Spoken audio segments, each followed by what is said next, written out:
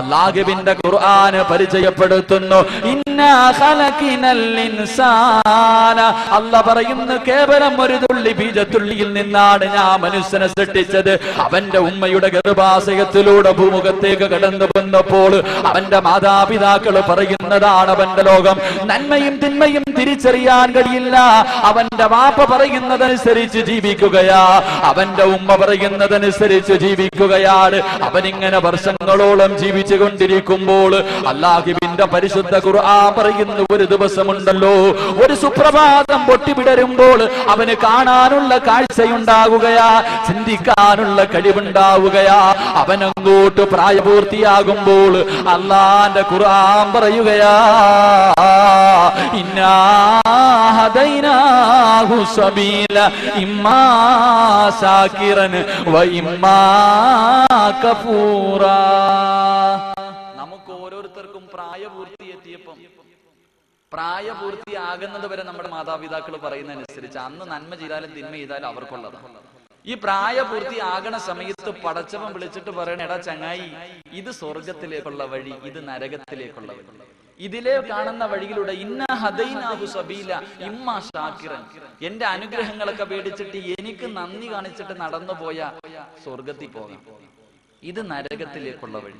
ഇതിലെ പോയാൽ നിനക്ക് കള്ളു കുടിക്കാം, പെണ്ണ് പിടിക്കാം, എന്ത് വേണമെങ്കിലും ചെയ്യാം, ഒരുത്തനും നിന്നോടൊന്നും ചോദിക്കൂല. പക്ഷെ ഇതിന്റെ അവസാനം നരകമാണ്. നീ ബുദ്ധിയുള്ളവനല്ലേ, എന്ത് വേണമെങ്കിലും തിരഞ്ഞെടുക്കാൻ അല്ലാഹ് നമ്മളോട് പറഞ്ഞിരിക്കും. നമ്മൾക്ക് ബുദ്ധിയുണ്ടല്ലോ, പടച്ചവൻ നമ്മളോട് പറയണ, എടാ രണ്ട് വഴി, ഇത് സ്വർഗം ഇത് നരകം, നീ തിരഞ്ഞെടുത്തിട്ട് പോ. ഈ കാര്യം എനിക്ക് നിങ്ങളോട് പറയാനുണ്ട്. ഈ രണ്ട് കാര്യവും എനിക്ക് പറയാം, നിങ്ങൾ തിരഞ്ഞെടുക്കും. അള്ളാഹു കാര്യം മനസ്സിലാക്കാൻ ഭാഗ്യം നൽകി അനുഗ്രഹിക്കുമാറാകട്ടെ. അതുകൊണ്ട് എന്റെ പ്രിയമുള്ള സഹോദരങ്ങളെ, എന്താണ് നരകം? ഇടത് സൈഡിലേക്ക് പോകുന്നവന് കിട്ടുന്ന നരകം എന്താ? ഒറ്റ ഹദീസ്. നന്നാവേണ്ടവന് കൂടുതലൊന്നും വേണ്ടല്ലോ, നന്നാകേണ്ട മനുഷ്യന് കൂടുതലൊന്നും വേണ്ട. നരകത്തെ കുറിച്ച് ഒറ്റ ഹദീസ് മതി. മഹാനായ മൂസാ നബി അലൈഹിസ്സലാം ഇങ്ങനെ നടന്നു പോകുമ്പോ ശൈത്താനെ കണ്ടു.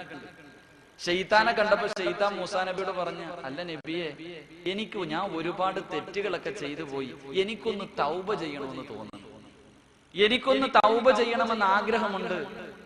നിങ്ങൾ ദുആ ചെയ്ത പ്രവാചകന്മാരുടെ ദുആ സ്വീകരിക്കുമല്ലോ, ഒന്ന് അള്ളാഹിനോട് ദുആ ചെയ്യാം. മൂസാ നബി ഇസ്ലാമിന്റെ മനസ്സിൽ ഒരു ചിന്ത, അല്ലാഹ് ശൈത്താൻ നന്നാവാൻ പോവാ, ഇനി എന്താ? ശൈത്താൻ നന്നായി കഴിഞ്ഞാൽ പിന്നെ സർവ്വരും സ്വർഗത്തിൽ പോലും നന്നാവാൻ പോവാണ്. ശൈത്താൻ അങ്ങനെ മൂസാ നബിക്ക് വല്ലാത്ത സന്തോഷം. മൂസാ നബി അള്ളാഹിനോട് ദുആ ചെയ്തു. ശൈത്താൻ പിന്നീട് ഒരു അവസരത്തിൽ കണ്ടപ്പോൾ ചോദിച്ചു, മൂസ, അള്ളാഹ് എന്ത് പറഞ്ഞു എന്റെ തൗബയെ കുറിച്ച്? ആ അവസരത്തിൽ മൂസാ നബി അലൈഹി സ്വലാം ശൈത്താനോട് പറഞ്ഞു, എത്ര എടാ ചങ്ങാതി, അള്ളാഹ് പറഞ്ഞു നിന്റെ തൗബ സ്വീകരിക്കാൻ ഒരു കണ്ടീഷൻ ഉണ്ട്. എന്താ കണ്ടീഷൻ? അത് ആദം നബി അലൈഹി സ്വലാമിന്റെ ഖബറിന്റെ മുന്നിൽ പോയി നീ ഒന്ന് സുജൂദ് ചെയ്യണം. ശൈത്താൻ തിരിഞ്ഞ് എന്നിട്ട് പറയാ, ആദം നബി ജീവിച്ചിരുന്നപ്പോ അള്ളാഹ് നേരിട്ട് എന്നോട് പറഞ്ഞു സുജൂദ് ചെയ്യാൻ, അന്ന് ഞാൻ ചെയ്തിട്ടില്ല, ഇന്നയായി പോടാ ചങ്ങായി. അപ്പൊ എന്താ പറഞ്ഞ, ഈ പറയുന്ന കാര്യം മനസ്സിലാക്കാനുള്ള മനസ്സ് കാണിച്ച സ്വർഗത്തിൽ പോകാം, ഇല്ലെങ്കിലും അവന്റെ കൂടെ പോകാം. ഇഷ്ടമുള്ളത് തിരഞ്ഞെടുക്കുക. അല്ലാഹു ഭാഗ്യം നൽകി അനുഗ്രഹിക്കുമാറാകട്ടെ. എന്താ നരകം? എന്താണ് നരകം? അല്ലാഹുവിന്റെ പ്രവാചകൻ സല്ലല്ലാഹു അലൈഹി വസല്ലമ തങ്ങള് സ്വഹാബത്തിന് ഉപദേശം നടത്തിക്കൊണ്ടിരിക്കുമ്പോൾ, അല്ലാഹുവിന്റെ പ്രവാചകനും സഹാബാക്കളും ഇരിക്കുമ്പോൾ അബൂ ഹുറൈറ റളിയല്ലാഹു തആല അൻഹു റിപ്പോർട്ട് ചെയ്യുകയാണ്, ഇദാ സമിഅതു വജബതൻ, പെട്ടെന്നൊരു ശബ്ദം കേൾക്കുകയാ. പല സഹാബത്തും ബോധരഹിതരായി വീണുപോയി. മറ്റുള്ള സഹാബാക്കൾ പേടിച്ച് വിറച്ച് കരഞ്ഞുകൊണ്ടിരിക്കുകയാണ്. വല്ലാത്ത ഭയാനകമായ ശബ്ദം കേട്ടുകൊണ്ട് കരഞ്ഞുകൊണ്ടിരിക്കുന്ന സഹാബത്തിനോട് അല്ലാഹുവിന്റെ പ്രവാചകൻ ചോദിക്കുന്നു, യാ സഹാബ അതദ്റൂന മാ ഹാദാ, എന്താ ശബ്ദം കേട്ടതെന്നറിയുമോ? അല്ലാഹുവിന്റെ റസൂലിനോട് സഹാബത്ത് പറയുകയാ, അല്ലാഹു വ റസൂലുഹു അലം നബിയേ, നിങ്ങൾക്കറിയില്ല നബിയേ. അല്ലാഹുവിന്റെ പ്രവാചകൻ പറയുന്നു, ഹാദാ ഹജറുൻ, ഹാദാ ഹജറുൻ, എന്റെ സഹാബത്തെ അതൊരു കല്ലാണ് സഹാബത്തെ. ഏത് കല്ലാണെന്നറിയുമോ? റുമിയതു ബിഹി ഫിന്നാർ, നരകത്തിന്റെ മുകളിൽ നിന്നൊരു മലക്കൊരു കല്ലെടുത്ത് താഴേക്ക് എറിഞ്ഞു. എന്നെറിഞ്ഞ കല്ലാണെന്നറിയുമോ? മുന്തു 70 ഖലീഫ, 70,000 വർഷം മുമ്പ് നരകത്തിന്റെ മുകളിൽ നിന്നൊരു മലക്കൊരു കല്ലെടുത്ത് താഴേക്ക് എറിഞ്ഞു.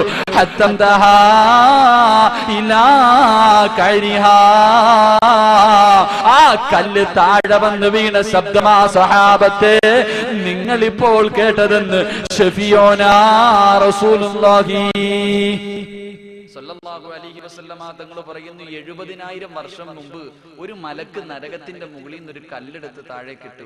അത് താഴെ വന്ന് വീഴാൻ 70,000 വർഷം എടുത്തു. എന്റെ പ്രിയപ്പെട്ട യുവത്വം, എന്റെ പ്രിയപ്പെട്ട യുവസമൂഹം, ചെറുപ്പക്കാരോടൊക്കെ ഇത് പറയുമ്പോ പറയും, പള്ളിയിലെ ഉസ്താദന്മാര് വെറുതെ നമ്മളെ ഭയപ്പെടുത്താൻ പറയുന്നത്. നമ്മളൊക്കെ ഒന്ന് പള്ളിയിൽ കയറാൻ വേണ്ടി, നന്നാവാൻ വേണ്ടി. ഒരു കല്ല് താഴെ എടുത്തിടുമ്പോ ഈ വീഴാൻ 70,000 വർഷം എടുത്തു. ഇന്ന് കോമഡിക്ക് പറയേണ്ടത് കടുവാപ്പള്ളിയുടെ ഫ്രണ്ടിൽ വായി നോക്കി ഇരിക്കുമ്പോ നമസ്കാരം നടക്കണം. പാവപ്പെട്ട ഒരു മനുഷ്യൻ ചോദിച്ചു, എന്തടാ പള്ളി വരുന്നില്ലേ? എല്ലാരും സ്വർഗത്തിൽ പോയാലും നരകത്തിൽ പോകാൻ ആള് വേണ്ട, ഞാൻ അങ്ങോട്ട് പോയിക്കോളാം.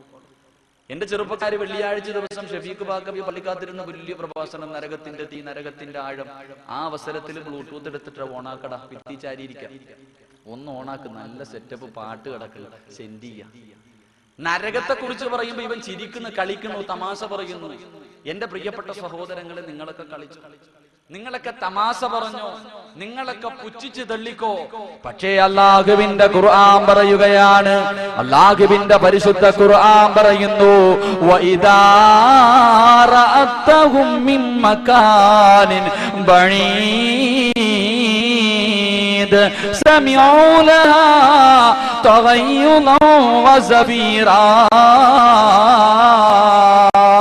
നാളെ പടച്ചവന്റെ മുന്നിൽ നിൽക്കുമ്പോൾ, അതാ മഹ്ശറിലേക്ക് നിൽക്കുമ്പോൾ, ജിബ്രീൽ ചെന്നിട്ട് മീകായിൽ എന്ന മലക്കിനോട് പറയുകയാ, പടച്ചവൻ നരകത്തിന്റെ ഒരു ഭാഗത്തെ കൊണ്ടുപോകാൻ പറഞ്ഞുവെന്ന് പറയുമ്പോൾ, എന്റെ പ്രിയമുള്ളവരെ, മീകായിൽ എന്ന മലക്ക് നരകത്തിന്റെ ഒരു ഭാഗത്തെ ചങ്ങലയിൽ കെട്ടിയിട്ട് അല്ലാഹുവിന്റെ മഹ്ശറിലേക്ക് വലിച്ചു കൊണ്ടുവരുമ്പോൾ, ഇവിടെ ഇരുന്ന് ചിരിച്ച നമ്മളുണ്ടല്ലോ, ഇവിടെ ഇരുന്ന് തമാശ പറഞ്ഞവരുണ്ടല്ലോ, ഇവിടെ ഇരുന്ന് പുച്ഛിച്ച് തള്ളിയവരുണ്ടല്ലോ, ആ അവസരത്തിൽ അല്ലാഹുവോട് പറയുന്നത് എന്താണെന്നറിയുമോ?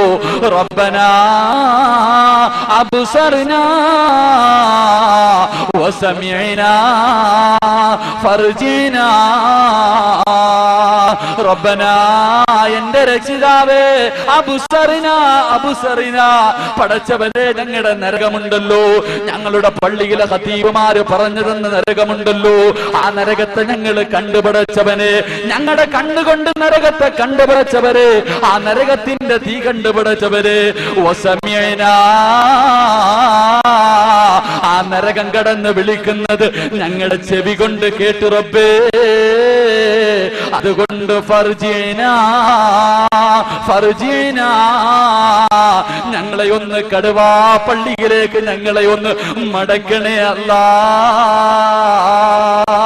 ഞങ്ങളുടെ നാട്ടിലേക്ക് ഞങ്ങളെ മടക്കിയാല്, ഞങ്ങളുടെ നാട്ടിലേക്ക് ഞങ്ങളെ മടക്കിയാൽ, എന്റെ പ്രിയമുള്ളവരെ, ഉച്ചയ്ക്ക് പോലും പള്ളിക്കകത്ത് കയറാത്തവൻ പറയുകയാ, അല്ലാഹുവേ, പള്ളിക്കകത്ത് പോയിരുന്ന് തഹജ്ജുദ് നിസ്കരിക്കാൻ പടച്ചവരെ, ദിക്റുകൾ പറയാൻ പടച്ചവരെ, ഖുർആൻ ഓതാൻ പടച്ചവരെ.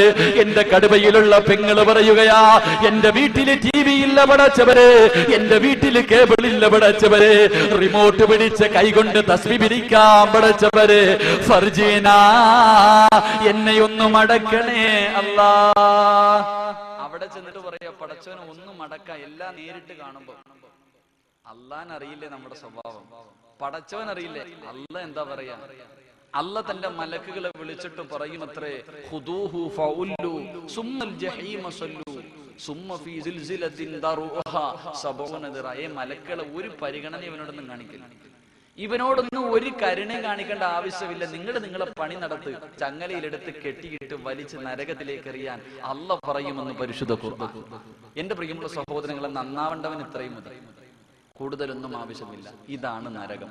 പോകേണ്ടവര് പോകും, അല്ലാത്തവർ സ്വർഗത്തിലേക്ക് നടന്നു പോകും. അള്ളാഹു സ്വർഗത്തിൽ പോകുന്നവരുടെ കൂട്ടത്തിൽ ഉൾപ്പെടുത്തി അനുഗ്രഹിക്കുമാറാകട്ടെ. എന്താ സ്വർഗം? എന്താ സ്വർഗം? സ്വർഗമുണ്ട്. സ്വർഗം എന്താണ്? സ്വർഗത്തെ കുറിച്ച് ഇന്നലെ സ്വർഗത്തിലെ ഒരു മുന്തിരിക്കുലയെ കുറിച്ച് പറഞ്ഞു. സ്വർഗം ഇരിക്കുന്നത് എവിടെ? ആകാശത്തിലെ, ഭൂമിയില?